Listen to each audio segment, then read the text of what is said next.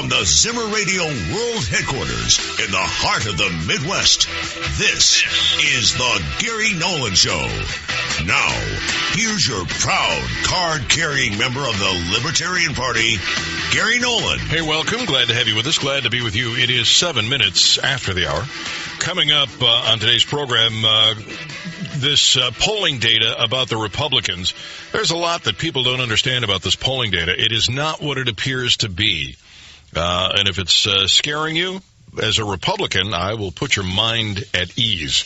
Also, a breastfeeding Missouri mother is facing arrest because she brought her 5-month-old baby to jury duty. We'll chat about that a little later in the program. Let's see, what else do we have here? We also have the M&M's story. Right now, though, I'm pleased to tell you that Marc Hyden is with us. He is with conservatives concerned about the death penalty. And he and I may differ somewhat on this. Maybe not entirely, but somewhat. Let's get his position on this. And if you want to chime in, you can reach me on Twitter at Radio Nolan.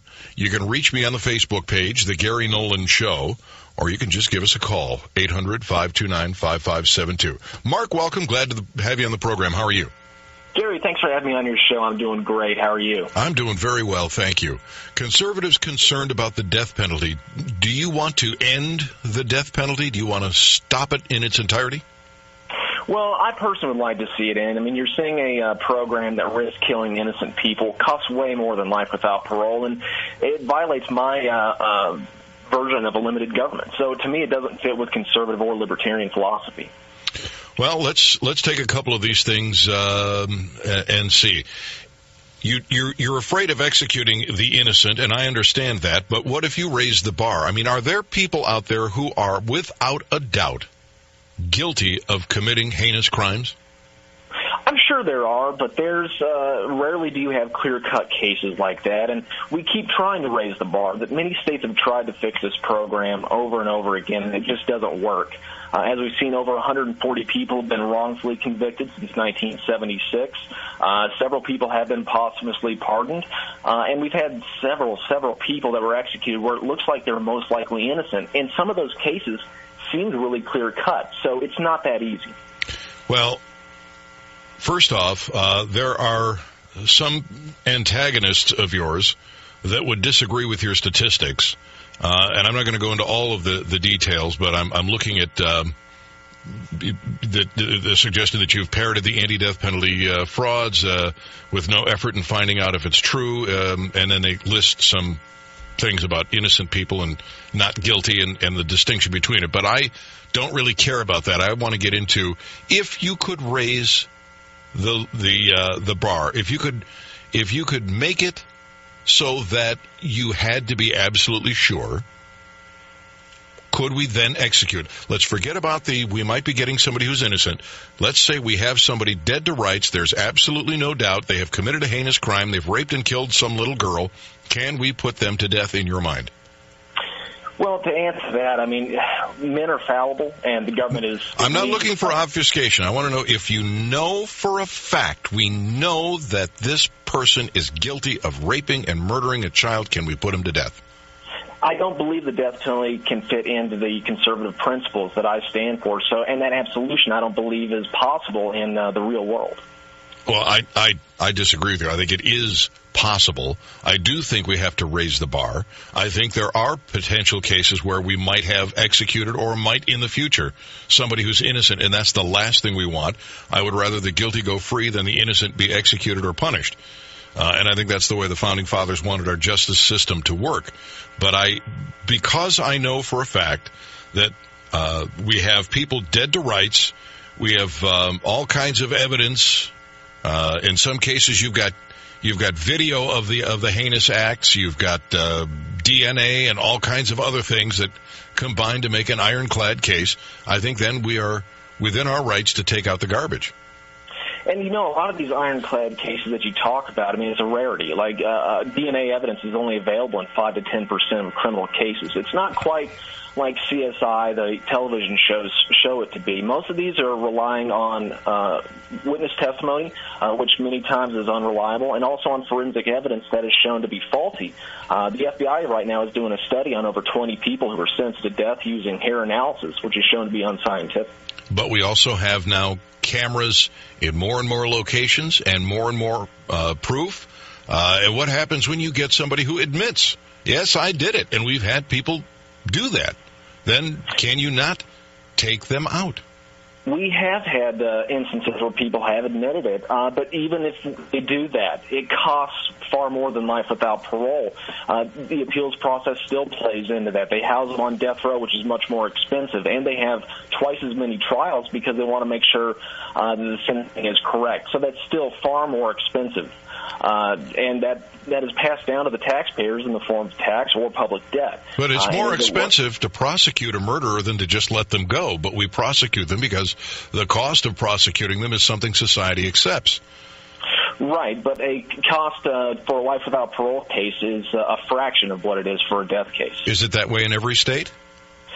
Every state that I know of, I know there have been multiple studies that have, everyone that I'm familiar with has shown that.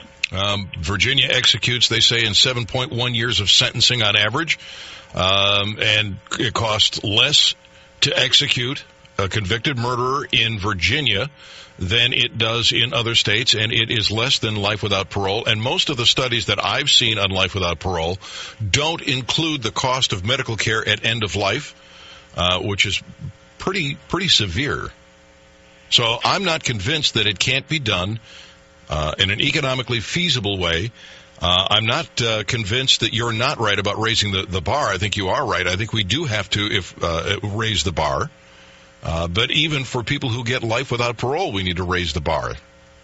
Sure. Now, it's still, I understand where you're coming from on some of these cost issues, but regardless, it costs tens of millions of dollars many times. You look at the state of California, they're up to 20 times more than a life without parole case. I know Texas did a study as well that found that. Many states over and over again are finding this. And when you cut short this appeals process, you talked about Virginia having an average of 7.1 years, I believe, and I'm unfamiliar with that study. But if you cut short that appeals process, you virtually guarantee that you're going to kill an innocent person. No, because as I said, you raise the bar. You only execute when you're absolute. It's not beyond a reasonable doubt. Beyond any doubt, there is no doubt you've got somebody. You've got to have the proof positive. I think in that case, you can take out the garbage. Sure, and we have what's called a super due process when it comes to the death penalty, but it still gets it wrong. And we keep trying to raise that bar. And the judicial system does not want to see innocent people executed. I think they have the best of intentions, but we keep trying to fix a program that's irrevocably broken because we don't live in a perfect world where we have all these clear-cut cases out there, and we're finding that much of the evidence that we depend on is faulty. Well, I'm going to throw it open to the phones. 874-9390, 800-529-5572. Marc says it is irrevocably broken. You cannot prove beyond a shadow of a doubt, be absolutely positively sure that you're right. And so that and the combined cost make the death penalty something we should not engage in. I would argue that he's right. We do need to raise the bar. And I would argue that we can do it in an economically feasible way, but the economics of it are really unimportant. Just as we spend whatever we have to bring the bad guys to court, you spend what you have to make them serve their sentence. So what do you think? Whose side do you fall down on here? Questions for both of us, 874-9390, 800-529-5572. By the way, Marc, did I encapsulate what you were trying to say accurately? Well, I believe what I would say is, for me personally, I have problems with the death penalty because I think conservatism, libertarianism talks about pro-life policies, fiscal responsibility, and limited government, and the death penalty is inconsistent with each of these. Yes. Many times we've tried to raise the bar on this, but we can't get it right. It also ignores the possibility of redemption for those who have committed murder, and we've also seen that many states Well, wait a second. It's a deterrent, but it's actually not a deterrent. You've gone way further than we did when you start talking about redemption. And I would argue, it doesn't happen overnight that we execute them. They can get their redemption with God the moment they admit they did it to themselves, if in fact they're guilty. And their redemption is not, I think, up to society. It's up to them and God. Let me go to the phones. Tim, welcome. Glad to have you on the Gary Nolan Show. How are you? Hey, good morning, guys. Gary, I really have to say I'm on your side on this, and the way to solve both problems, raise the standards to that, and then for the families who oppose the death penalty, and for the families that are for the death penalty, whenever that comes to that decision, let them be the decider and let them be the executor. I think Marc would argue that you cannot raise the bar enough. You can never be sure. I would beg to differ with that because science has proven so many, and he's right there, Geronimo Pratt, all those guys that were innocent and have been released after so many years of unjust detention, stuff like that. I agree, there's that system out there. But if you know absolutely beyond a shadow of a doubt, like that Smith lady in Georgia or whatever that drowned her 2 boys and then blamed a colored man on the crime and did all that, the way to reduce that cost, a .38 bullet. Very cheap. I don't know the way I want to go into that, but yeah, we do know she did it. She did admit she did it. There's no doubt that she did it. Marc, you don't think that we could execute her for that?